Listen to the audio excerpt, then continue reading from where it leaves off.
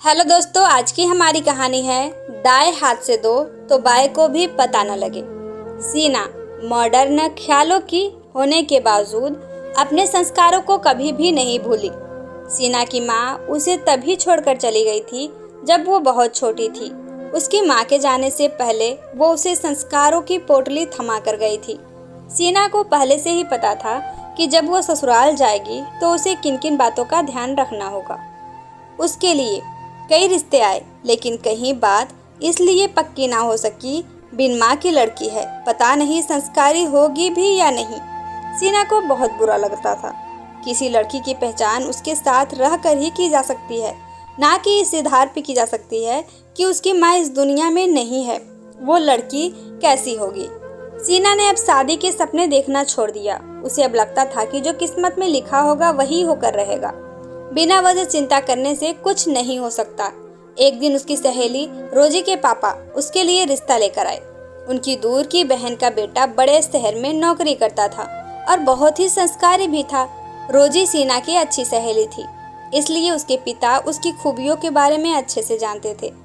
लड़के में कोई ऐब नहीं था और अच्छे पद पर नौकरी करता था। ऐसा जान सीना के पिता ने रिश्ते के लिए हामी भर दी। लड़का लड़की एक दूसरे से मिले और दोनों ने एक दूसरे को पसंद कर लिया। रिश्ता पक्का हो गया और सगाई हो गई। सगाई वाले दिन रोजी के पिता ने शारदा जी, सीना की होने वाली सास को बुलाया और बोले, देखो दीदी, मुझे नहीं पता कि सीना के पिता दान दहेज में क्या देंगे, कितना देंगे, बारातियों के लिए कैसा इंतजाम करेंगे, मुझे कुछ नहीं पता, लेकिन मैं एक चीज की तसल्ली आज तुम्हें जरूर देता हूँ कि सीना संस्कारों के मामले में तुम्हें माला माल कर देगी। सीना की माँ को गुजरे काफी वक्त हो गया है, लेकिन मैं उसे बचपन से जानता हूँ। मरने से पहले ही उसकी माँ उसे संस्कारों से परिपूर्ण कर दी। शारदा जी जानती थी कि उसको क्या करना है।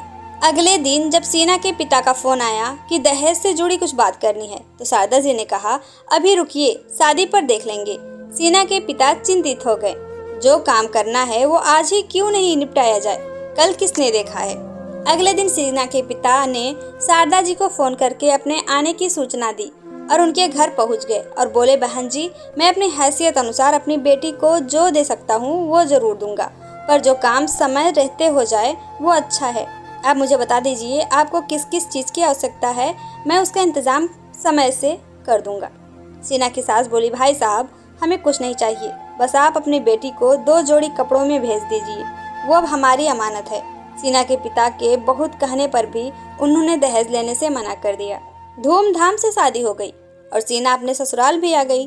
सीना कामकाज में बहुत अच्छी थी और साथ ही साथ ऑफिस भी अच्छे से संभाल रही थी। कुछ दिनों बाद सीना की ननद की शादी हुई, जो उम्र में उससे छोटी थी और उसके दिल के बहुत करीब थी। रितु सीना से अपने दिल की हर बात साझा करती थी। शादी के कुछ दिनों बाद सीना के पास रितु का फोन आया और वो रोने लगी, तो रितु ने उसे अपने ऑफिस के पास वाले होटल में मिलने के लिए बुलाया। सीना ने रितु की पूरी बात सुनी और उसे सब कुछ ठीक हो जाने का आश्वासन देकर आ गई। धीरे धीरे रवि, सीना के पति, ने देखा कि पहले सीना अपने छोटे मोटे खर्च के लिए ऑफिस की तनख्वाह से ही खर्चा करती थी, लेकिन अब वो उन चीज़ों के लिए रवि पर निर्भर होती जा रही है। रवि के पूछने पर उसने कुछ सही से जवाब नहीं दिया। कुछ दिनों बाद रवि को बैंक में काम था और बैंक मैनेजर उसका दोस्त था, तो रवि ने उससे इस बात का जिक्र किया। रवि के दोस्त ने बताया कि हर महीने सीना की तनख्वाह का बड़ा हिस्सा किसी अकाउंट में ट्रांसफर होता है। रवि वो अकाउंट नंबर नहीं जानता था। घर आने के बाद उसने सीना से इस बारे में बात की तो सीना टाल मटोल करने लगी। जब रवि ने जीत की तो सीना ने बताया कि रितु के पति की नौकरी चली गई है और वो उन्हीं की तनख्वाह पर निर्भर थे।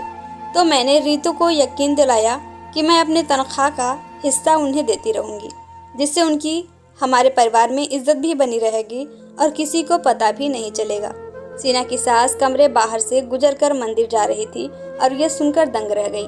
रवि ने कहा कि तुमने कुछ बताया क्यों नहीं? तो सीना ने कहा कि दाएं हाथ से दो तो बाएं हाथ को भी पता नहीं चलना चाहिए, ऐसी मेरी माँ कहा करती थी।